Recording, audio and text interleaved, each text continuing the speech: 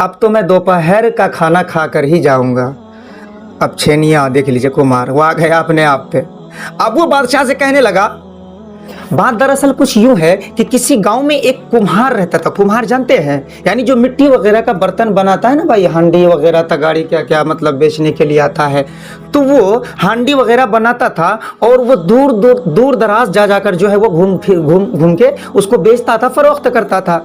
बहरहाल एक बहुत बड़ा कस्बा था, जैसे मान लीजिए अपना जोकी हटिया हो गया।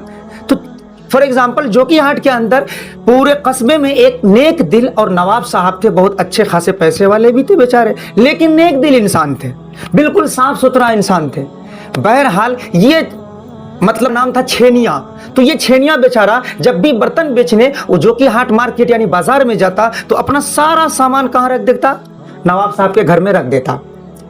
उसके बाद जो जरूरत के सामान थे, यानी जो बिकने वाला था, जिसकी जरूरत थी, वो चार मतलब अपने मुताबिक जो है कुछ ले लेते और चले जाते, बाकी सारा सामान जो है नवाब साहब के घर में। उसके बाद 2-3 दिन उसी कस्बे में वो गुजार देता था और फिर रात रुकने के लिए नवाब साहब के घर पे आ जाता, खाना भी उतर खा लेते रहे, यानी लगातार 2 दिन 3 दिन खाना बेचारा हुआ खाता था।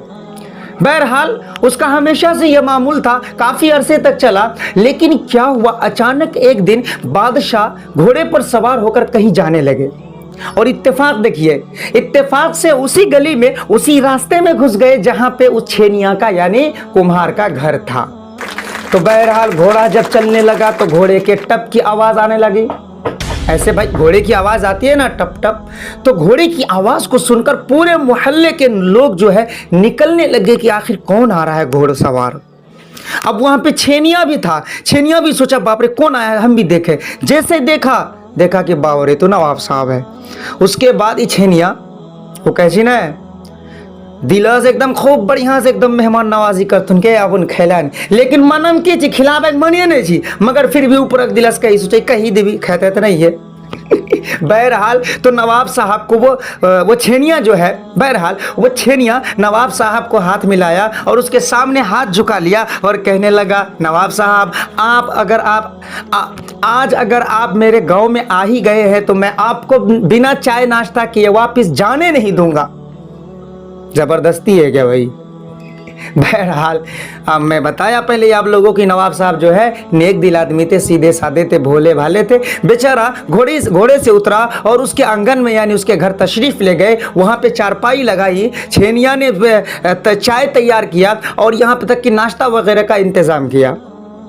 उसके बाद नाश्ता वगैरह खिलाने के बाद अब नवाब साहब क्या किए, चारपाई पे एकदम तोशक वगैरह लगा हुआ था, तकिया वगैरह एकदम बिल्कुल सब कुछ सेट साट किया हुआ था, वहीं पे बेचारे सो गए और कहने लगे छेनिया से, छेनिया एक काम करो, अब तो मैं शाम को ही जाऊंगा, दोपहर के खाने का भी इंतजाम कर लो। तो छेनिया ने कहा, नवाब साहब आपका हुक्म मेरी आंखों पर, क्योंकि मैंने आपका नमक खाया है, आपके घर में न जाने मैंने कितने वक्त का खाना खाया है। ये एक वक्त तक के खाने की तो बात है दोपहर की, इसमें कौन सी बड़ी बात है, हो जाएगा। बहरहाल वो बेचारा जितना हो सका अपने एतबार से अच्छा सा अच्छा खाना तैयार किया। भाई खाना किसी आम आदमी के लिए थोड़ी बन रहा था, खाना किसके लिए तैयार हो रहा था, नवाब साहब के लिए, और उस नवाब साहब के लिए जिसके यहाँ ये न जाने कई सालों से हमेशा खाता रहता था। तो बेचारे ने खाना वगैरह तैयार किया और जब दोपहर का वक्त आया, खाने का वक्त करीब आया, तो खाना जो है नवाब साहब के सामने रख दिया गया। तो नवाब साहब जो है वो खाना खाने लगे और उनको खाना इतना पसंद आया, खाने के बाद फौरन हाथ धोकर फिर उसी जगह पे लेट गए और कहने लगे, अरे छेनिया एक काम करो, अब तो मैं सुबह ही जाऊंगा,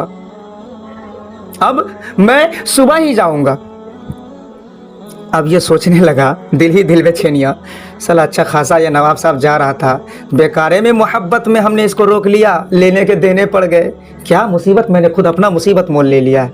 नए रुक थे नुकरा नए इतना रमरा, मतलब इधर उधर करे लागलो थे, समझ में आ रही बात मेरी। हाँ बात यही है। तो कभी खाना तैयार किया, कैसे किया, ऐसे वैसे जैसे तैसे, ये मत पूछिए कि कैसे, उधार सुधार लेके बेचारे ने रात के खाने का इंतजाम किया। अब नवाब साहब रात का खाना खा के आराम फरमाए, सुबह का भी इंतज़ाम इसी तरीके से हो गया, चाय नाश्ता वगैरह।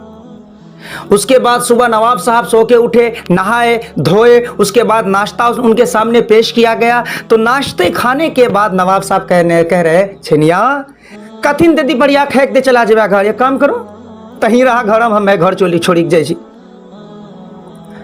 आप भी रहिए इस घर में, मैं ही चला जाता हूँ, मुझे जो कि हाट में बाजार लगा हुआ, हमको वहां पे आज सामान पहुंचाना जरूरी है और सामान बेचना जरूरी है।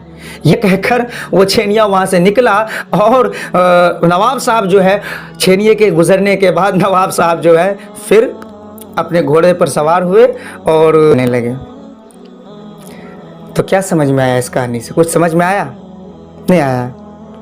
माशाअल्लाह। आज के दौर में अगर मैं ही आपके घर पे अगर एक तो मुर्गा लेके आ जाऊं ना, या 1 किलो मछली लेके चला जाऊं, खाना खा के आ जाऊं, कल कोई बात हो, अरे खाना खाया दोपहर में, शाम को अगर कोई मामला पेश आ जाए तो फौरन मैं कह दूंगा ते खिले ले, हमें तीमन लग गया, हम तो मछली लेके गए थे, आप खिलाए क्या हमको? ओह अच्छी बात, मैं आप लोगों को और खुल के समझा देता हूँ। बात यूँ है कि इसका मेहमान नवाजी हदीस पाक के मफ़हूम में आता है कि मेहमान नवाजी 3 दिन तक है।